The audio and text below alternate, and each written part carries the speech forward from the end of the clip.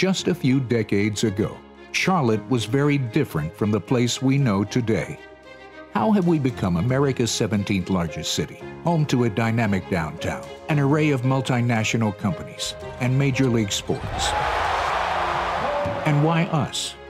This is the story of the people who built modern Charlotte, what drove them, how they made it happen. Operating in a city astride both Carolinas and with no plantation-based aristocracy to limit their ambitions, the builders shared a common shorthand vision: Charlotte as better than Atlanta and without all the traffic.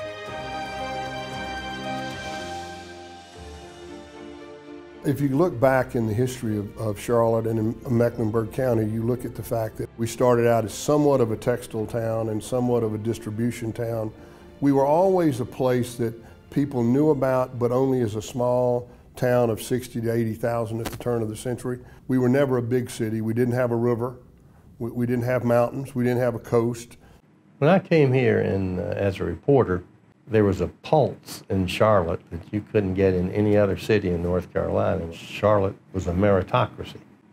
Anybody could come here if they were willing to work. The place was wide open to them.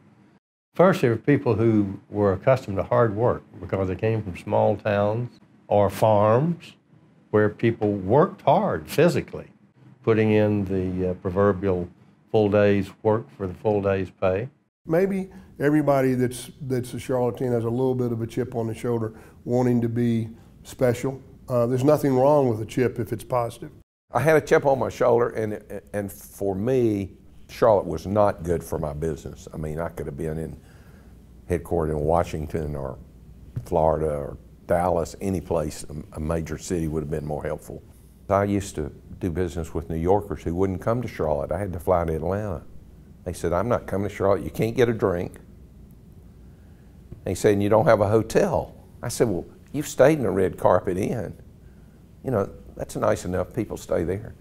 And he said, "Jim, if you have to go outside to get to your room, it is not a hotel." I understood my drive was really not as much about quality as was, if you're not in the top 25 in this country, nobody cares about you. When you're a top 25 city, guess what? You get an airport, you get Neiman Marcus, you get Trader Joe's, you get Costco, you get everybody. You got to be a top 25 city. You can go back a couple generations and they were already thinking about it. They wanted to be a city.